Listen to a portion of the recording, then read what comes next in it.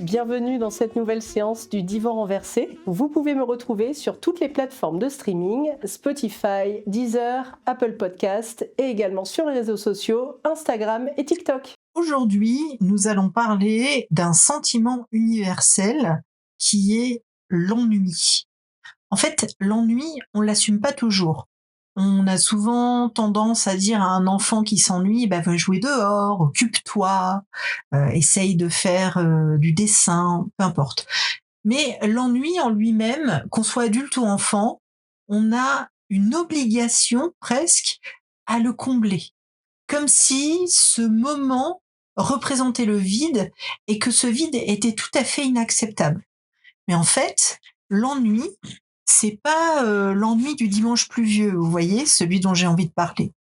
On va vraiment parler de l'ennui qui s'installe, de l'ennui qui revient régulièrement, et des fois de l'ennui qui nous suit un peu partout.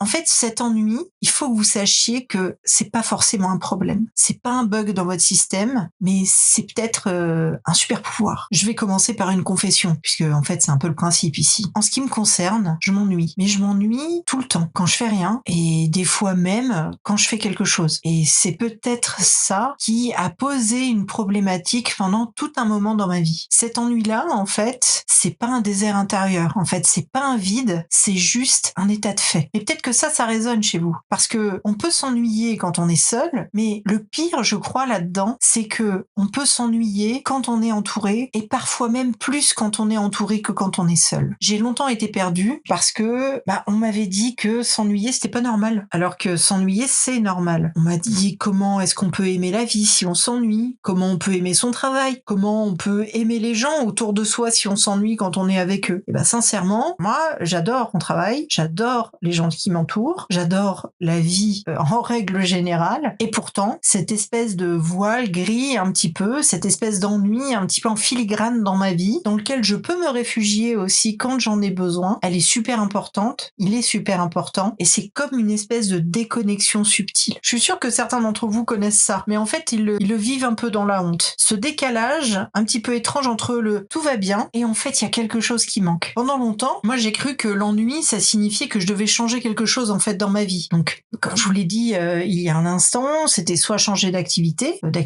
personnelle, soit changer de job, soit changer de rythme, soit changer d'amis, enfin bref, en gros, il fallait que je change l'intégralité de ma vie. Mais c'est pas que j'étais pas assez passionnée ou que j'étais pas assez présente, c'est juste que même quand je faisais quelque chose, il arrivait un moment où je m'ennuyais, mais profondément. En réalité, comme je vous l'ai dit, j'aime mon travail, j'aime les gens qui m'entourent. Moi, je suis quelqu'un qui est vivant, qui est passionné, qui est extrêmement impliqué. Et je me suis posé la question, en fait, dernièrement, et je me suis dit, mais pourquoi cet ennui? Et en fait, la réponse, elle est pas compliquée, c'est que certains d'entre nous ont un cerveau qui fonctionne par étincelles, il s'allume très fort, il s'allume très vite, on va se jeter dans une idée, dans un projet, dans une relation, dans une conversation même, et puis à un moment donné, paf, l'étincelle s'éteint, un peu comme, vous savez, les soufflets, ça monte très très vite, ça fait très très gros, et dès qu'on a eu cette espèce de rassasiement, en fait ça s'éteint et on repart dans la constance ennuyeuse, dans le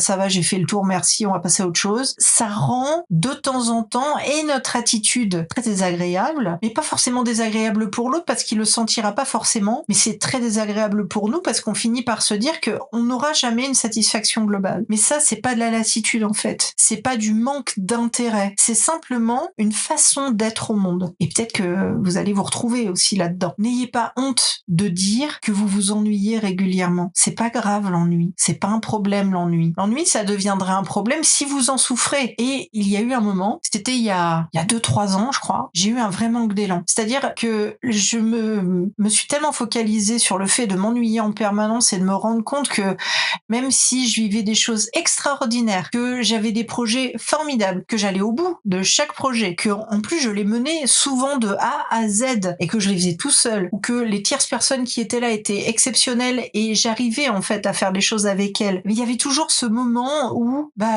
voilà, ça me faisait souffler, c'était pas assez nourrissant intellectuellement, c'était très difficile. Et en fait, je me suis rendu compte de ça un jour où j'étais partie prendre un thé avec une personne que j'admire énormément et qui fait partie de ma vie. On se voit de loin en loin, mais je l'aime énormément, cette femme. Et en fait, j'ai passé une après-midi à discuter de sujets qui me fascinaient et dont je ne pouvais pas parler en règle générale puisque les gens ne suivent pas mon raisonnement. Et avec elle, précisément, j'ai réussi à être moi-même.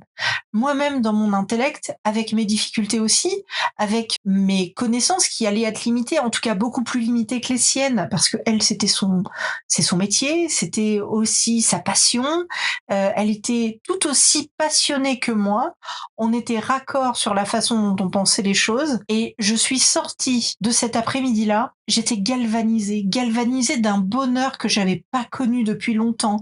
Je me suis rendu compte que pendant 4-5 heures, j'avais réussi à ne pas m'ennuyer une seule et unique seconde.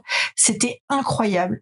Et là, je me suis dit, attends, il y a quand même un problème. Donc, ce que j'ai fait, c'est que j'ai décidé d'aller consulter une médecin psychiatre parce que j'avais besoin de comprendre ce qui se passait dans ma tête. Pour quelle raison? À cet instant-là, j'avais réussi à ne pas m'ennuyer et le reste du temps, en fait, je retournais en fait dans cette espèce d'ennui. La médecin psychiatre m'a dit que j'avais un fonctionnement un peu particulier, mais ça, c'était pas nouveau. En fait, je le savais déjà. Et donc, elle m'a expliqué que ça pouvait en partie venir de là, mais pas que.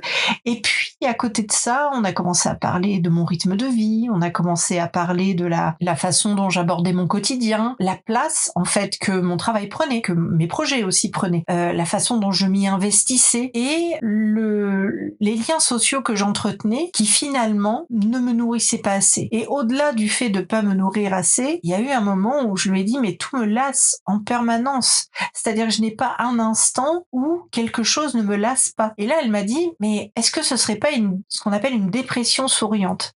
C'est-à-dire que au-delà d'être si dynamique, d'être aussi jovial en permanence, d'être très sociable, d'avoir un entourage toujours important, ça ne cacherait pas un mal-être extrêmement profond.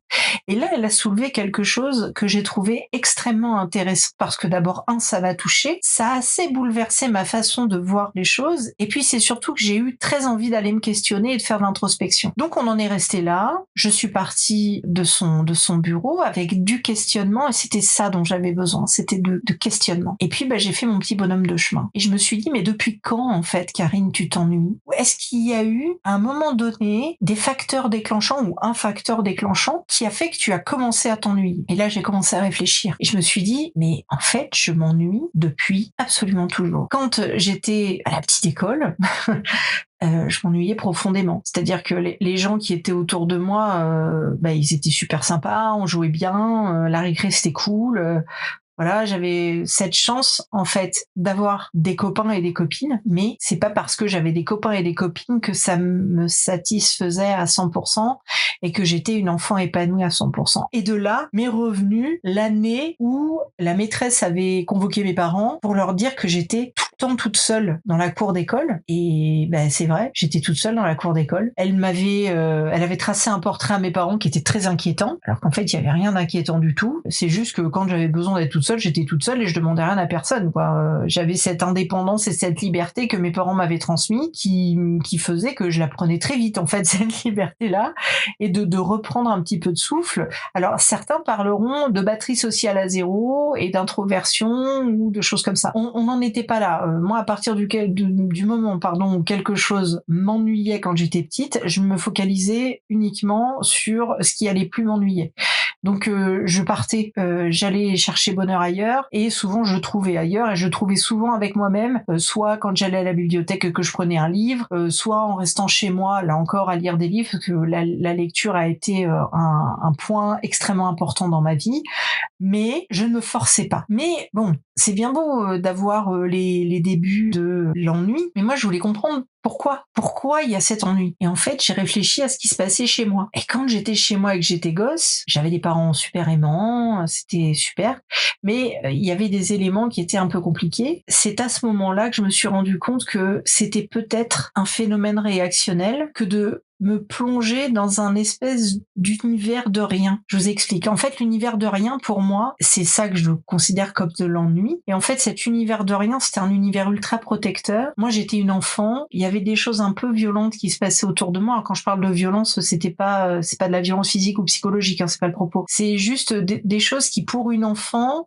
en plus avec une certaine sensibilité, une certaine façon de voir le monde, n'était pas entendable. Et donc plutôt que de m'infliger ce genre de choses, j'ai réussi à me créer un univers dans lequel j'étais dans une bulle de vide. Et elle n'était pas du tout anxiogène, cette bulle de vide. J'en avais besoin. Le seul truc, c'est que dans cette bulle de vide, j'ai jamais réussi à mettre des éléments qui pouvaient m'éviter l'ennui.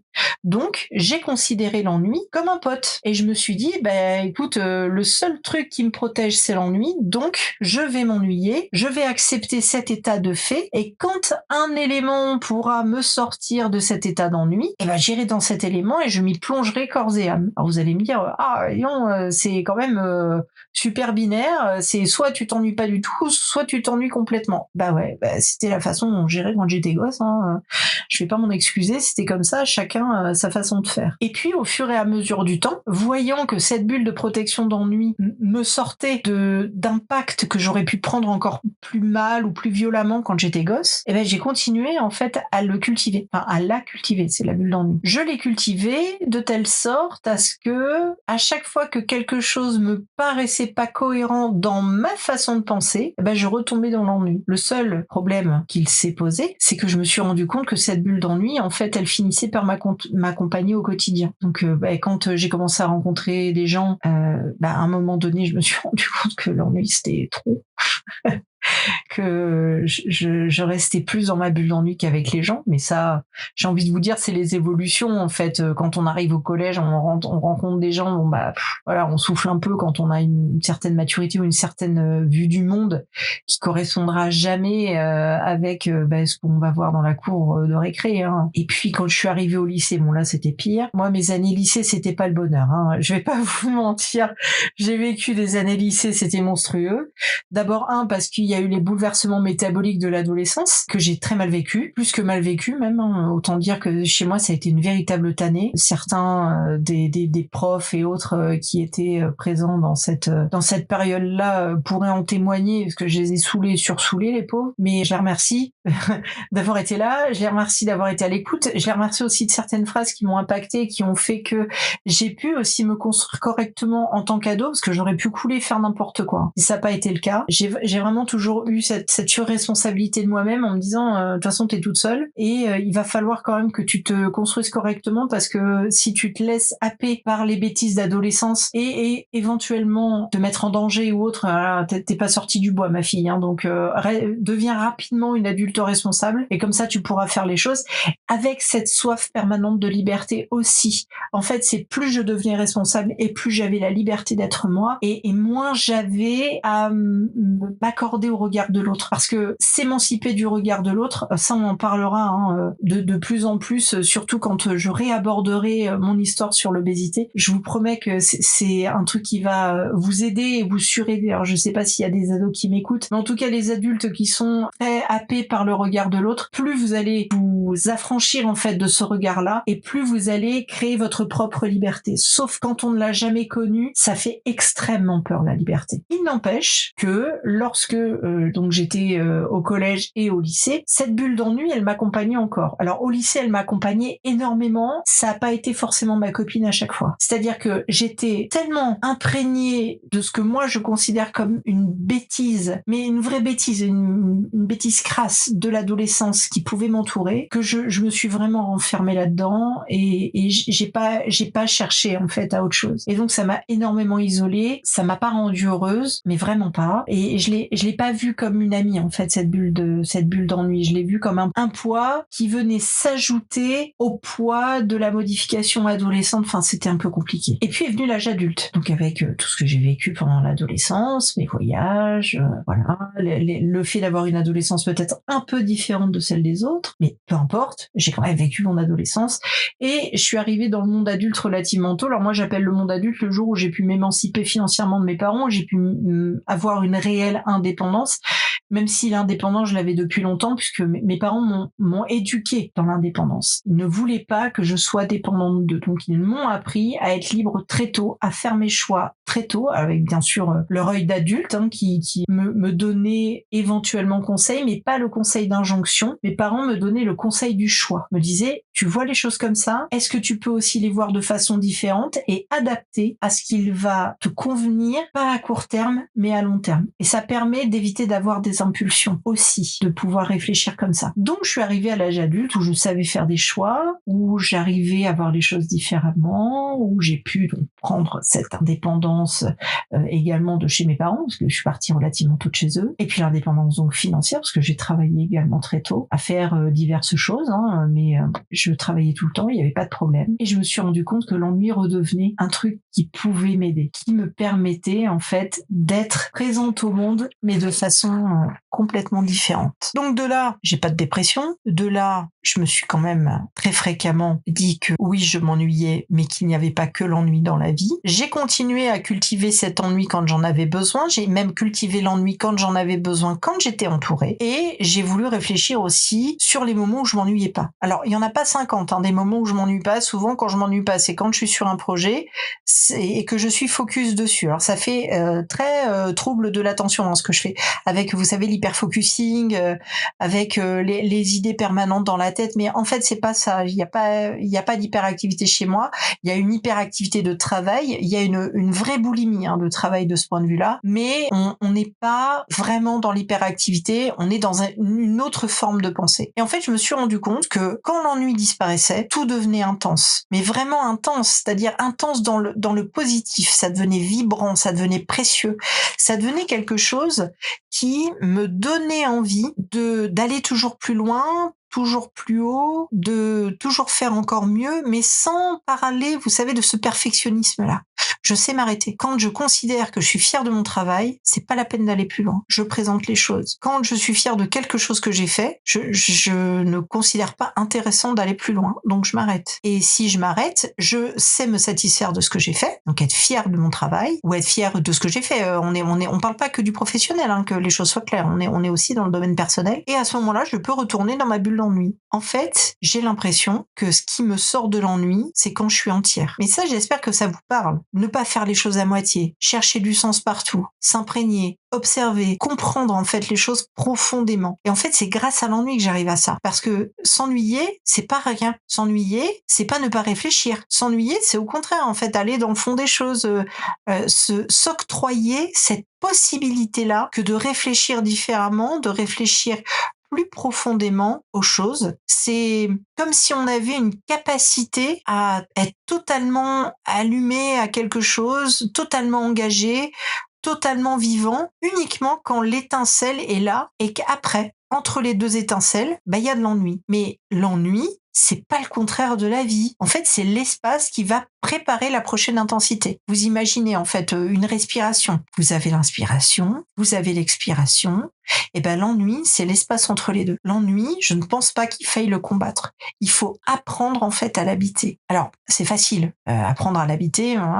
Comment on fait concrètement? En fait, je vais vous partager moi ce qui m'a aidé en tant que psy, mais aussi en tant qu'être humain. D'abord, j'ai nommé l'ennui. Je l'ai reconnu. Je l'ai pas reconnu comme un échec, je l'ai reconnu comme un état de fait. Et puis, j'ai aussi essayé d'identifier toutes ces petites étincelles qu'il pouvait y avoir entre les moments d'ennui. Donc, pas forcément des grands projets, ça peut être un détail, ça peut être une phrase, ça peut être une idée, une sensation, une rencontre, ça peut être une discussion avec quelqu'un qui a duré 3 minutes, mais moi, ça m'a permis de me dire, là, je m'ennuie pas, et hop, je peux retourner dans la bulle d'ennui. Ça m'a permis aussi de me rendre compte qu'entre deux phases d'intensité, l'ennui était souvent un signal de recharge émotionnelle, de recharge de batterie sociale, si vous voulez. Mais en tout cas, ça me permet de recharger les accus pour pouvoir être toujours à la pointe quand l'étincelle allait revenir. Et c'était toujours une phase de transition. L'ennui, ça me permet aussi de ne pas me comparer. Je peux pas me comparer aux autres parce que d'abord, je connais pas leur bulle d'ennui, je sais pas si elle existe chez eux, je sais pas comment ils le vivent. Donc c'est entre moi et moi, ça s'est joué. Les personnes qui, elles, sont constantes, elles sont pas mieux que moi. Elles sont juste constantes. Et tant mieux pour elles. Moi, je suis juste cyclique. C'est tout. Il y a des moments où il va y avoir de l'intensité, où il va y avoir de l'idée, où il va y avoir des moments où je vais être à fond sur un projet, où ça va être super, où ça va me plaire, et puis des moments où il y en a pas de projet, je me sens toujours aussi bien, même s'il y a pas de projet, mais je suis en train de me reposer, être avec cet ami qui est l'ennui, et me permettre de vivre les choses plus sereinement. L'ennui chronique, c'est pas un vide, c'est une façon de ressentir le monde, c'est une façon intense, une façon profonde, une façon même parfois exigeante, mais c'est extrêmement riche. Et je suis certaine que vous vivez ça aussi. Et si c'est le cas, sachez que vous n'êtes pas seul. Vous faites partie de ceux et celles qui se questionnent, qui observent, qui comprennent et qui ne se satisfait pas du superficiel. Vous avez cette compétence à comprendre le monde en profondeur, quitte à vous ennuyer un peu entre deux révélations. Moi, j'aimerais bien savoir si, comme moi, vous êtes un peu dans l'ennui et surtout savoir ce qu'évoque l'ennui chez vous. Dites-le moi en commentaire. Est-ce que l'ennui vous effraie? Est-ce qu'il vous accompagne? Ou est-ce que l'ennui vous inspire? Merci d'avoir écouté cette séance. On se retrouve lundi prochain pour la prochaine consultation du divan renversé. Si vous le souhaitez, vous pouvez partager, n'hésitez pas à vous abonner. Vous pouvez me retrouver sur toutes les plateformes de streaming, Deezer, Spotify, Apple Podcast, mais également sur les réseaux sociaux Instagram et TikTok. Et n'oubliez pas, je suis également sur YouTube. À bientôt mes inconscients.